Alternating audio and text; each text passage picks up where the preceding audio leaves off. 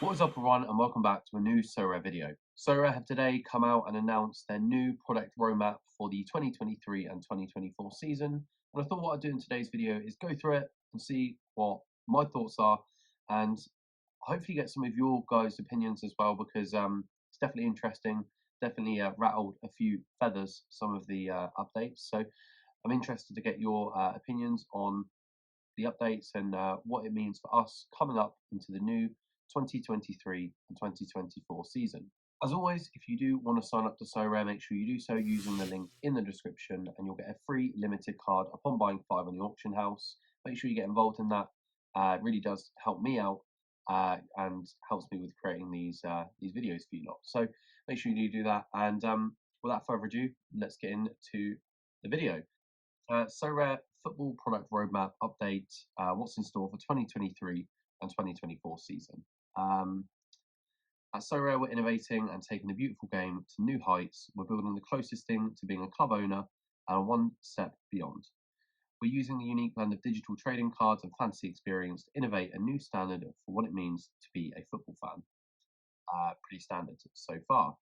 This is in simulation gaming. We're building something real, bridging the digital with the real world and setting new standards for football connection. Definitely something which they are doing. To fulfill our vision, our updates for 2023-2024 season focus on more passion, more power, more connection, passion through fancy gameplay that offer high levels of engagement. By further gamifying our platform so managers can customize and control every aspect of their club to find that winning edge. And by fortifying our bridge between digital and real world and offering fan experiences that were once untouchable. Pretty standard so far. So for the 2023-2024 season, we're adding 2 new competition gameplay loops to offer more opportunities to compete and take your football passion to new heights on Sorare.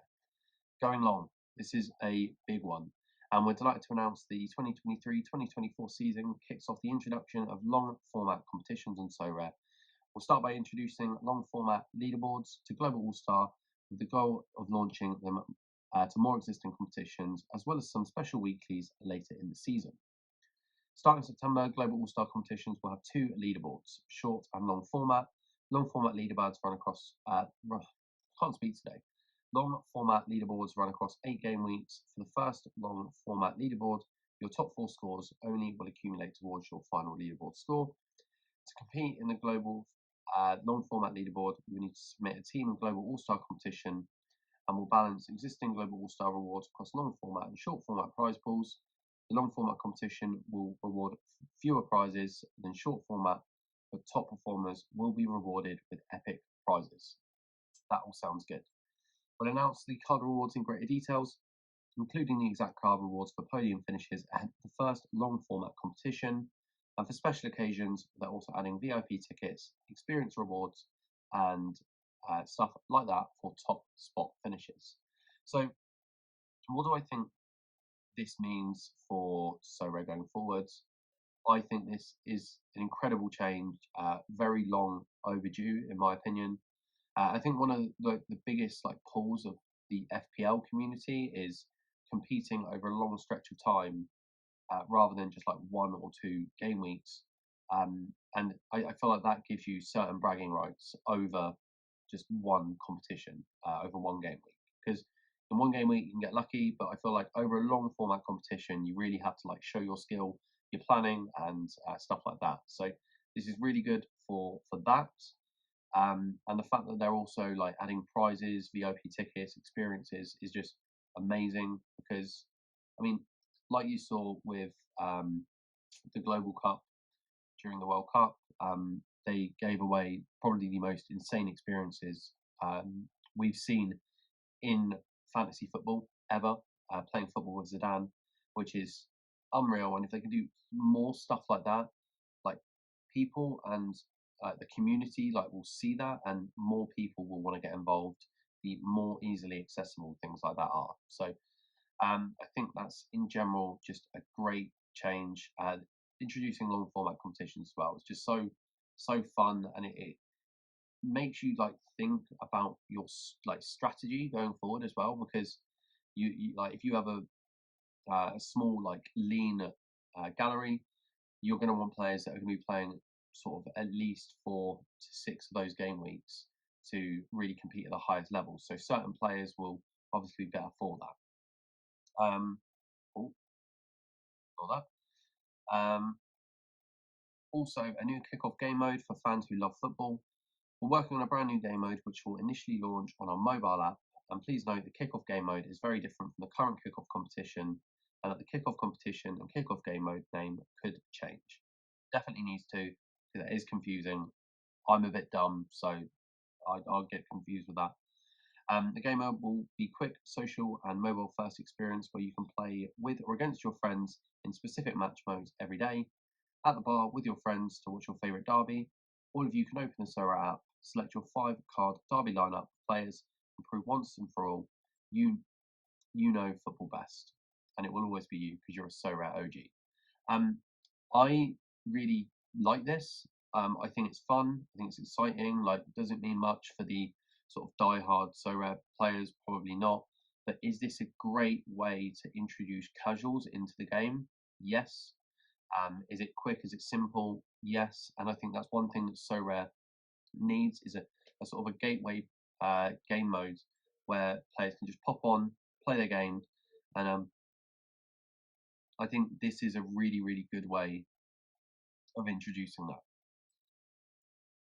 So, moving on next. So, Kickoff is being built to be fun for new fans, but also existing community, and you'll be able to compete with all card scarcities.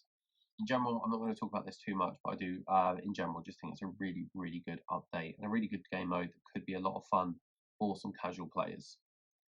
Other gameplay product roadmap updates. So we're lowering super rare eligibility in unique competitions from 2 super rares to allow a maximum of 1.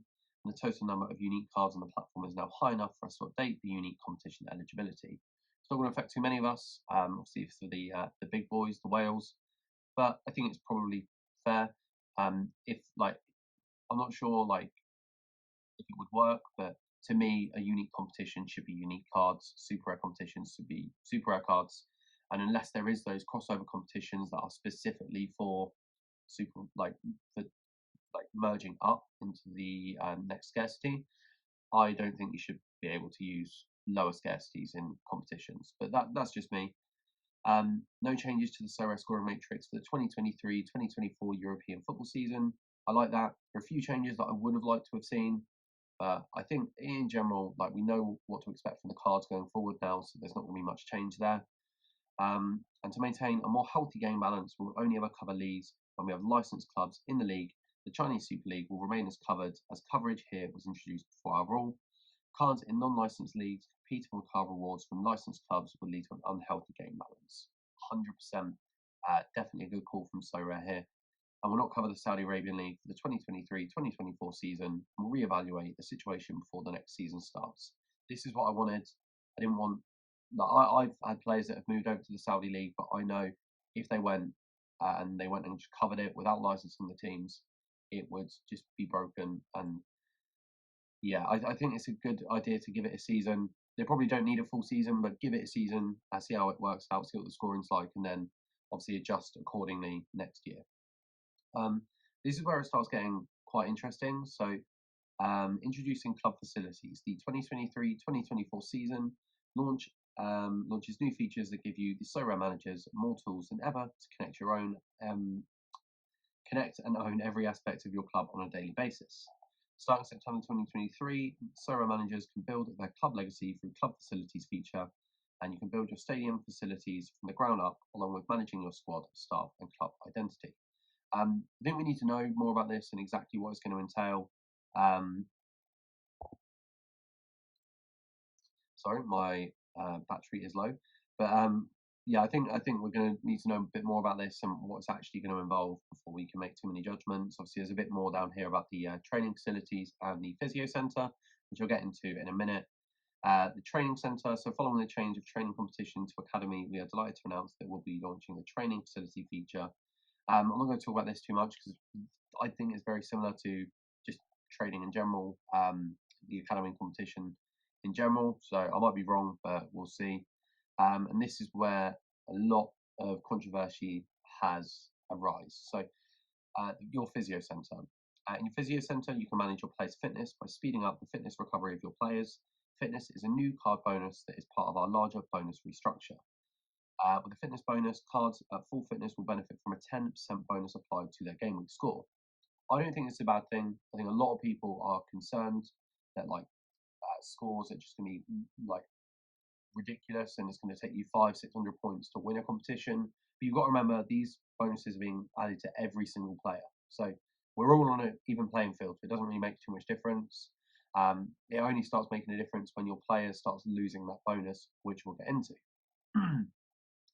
All players' cards start with a 10% fitness bonus, and a player's fitness bonus only decreases if the card is included in a game week lineup and starts or subs for their team in a particular game week. Fitness bonuses increase for any player cards that are not used during the game week. I think this is really, really interesting. I've seen a lot of people on Twitter that have been complaining that this just favours the whales and it doesn't benefit people with small galleries. And there may be some truth into that, but I also am a big fan. I'm also a big believer in the fact that bigger galleries have always had an advantage anyway. And what I think this does is it actually those people with the big galleries and the massive £100,000, £200,000 galleries, they're the ones with the best cards, but they're not going to be able to use those cards every week. And if they do, they're going to be at a disadvantage. And I've seen people saying, well, they're whales, so what if they just buy 2 of the same cards, 3 of the same card, and just rotate them accordingly? And that's fine, because the more they have, the less that other people have, and you can only enter 1 of those cards at a time, so it will decrease. Let's say, for example, a whale has an Mbappe, and they see this and they go and buy a second one. That is a second Mbappe that someone else can't have to also enter in that competition. So it limits the amount of amazing cards that we can have in 1 game week at a time, which I think is a good thing, and I think that will help smaller galleries. So I think this encourages squad depth, which is good because it will encourage people to hold cards. It will encourage people to collect cards and have depth in each position, which is good for card prices. But it will also limit the amount of times an individual card can be played. And if there is an overpowered card on the platform, it will be nerfed the more it gets used. So I think that's good. And that's the reason I think it doesn't actually benefit the whales as much, because the whales, they want to enter their best cards every week, and this will stop that from happening. So you need to use strategy, think about when you're going to line up a player, when you're not, when you're going to use a player, when you're not, and when you're going to rest a player, and when you're not. So I personally think it's a really, really good change. I think it makes you think about your lineups more, and it just involves another layer of strategy, meaning that the people that are good at this game and good at planning will benefit more. So that's my thoughts on that.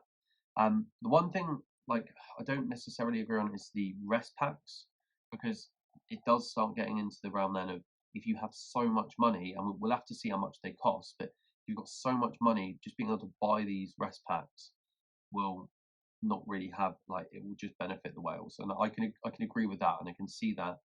But we need to see how much they are, because if it's going to be 10 quid for a rest pack to just restore fitness, I don't think whales are going to be doing that. And so I've not really heard anyone say this, but I think it'll be really interesting to see if you'll have to pay more for different scarcities of fitness packs. So I assume you would. So to restore fitness on a unique card, you'd have to pay more than not. So I mean, these will be able to be bought with coins, with obviously real money as well. So there'll be ways for the smaller galleries to obtain these as well. Maybe not in the bucket loads that obviously whales with unlimited wallet will be able to. So I think it'll be interesting to see some more details on this. But in general, I don't think it's a bad thing. I quite like it. Makes the game more interesting for sure. So obviously it just talks here about the fitness bonus and the fact that they're updating XP. The only real big change to the XP is, where is it? The new season bonus. This is a big thing. So following community feedback, we've simplified when the new season bonuses expire for a club. New season bonuses will now expire as soon as the first game week opens, featuring the opening for the domestic league fixture for your player cards club. For example, season bonuses for 2023-2024 Premier League cards will expire once the first game week for the 2024-2025 season starts. And they're making this change so managers don't have bonus advantage if a player moves to a non-licensed club if the relaunch of a club is delayed compared to other clubs in that league. I don't mind it. I think they could have done it better, and I think Nepenthes has made a really good point in this, that every card should just have the 365 days from when it's minted until it loses his collection bonus. I think that would be a better way than this, because it now means that the people buying cards on auction and with low XP towards the end of the season are just going to get shafted even more. So I think it's better than how it was, but it could be a lot better, because at least this way it does stop those stupidly overpowered cards that we saw with the Russian League cards. But yeah, I don't think it's the perfect execution, but I don't mind it in general. And yeah, obviously this just gives us a summary there as well. And yeah, I'm not going to talk about the threshold and comp bonuses for the cat mode as well, because I don't think that's a massive thing personally. So what do I think about the changes? I think they're good. I think it really creates a new beginning for Sorare and what it's trying to become. Do I think it could have been implemented better with some better execution? Maybe, but I, for one, am extremely excited for next season, and I think a lot of these changes, despite maybe not seeming like big or positive changes to start with, I think will be better for the long-term longevity of the platform.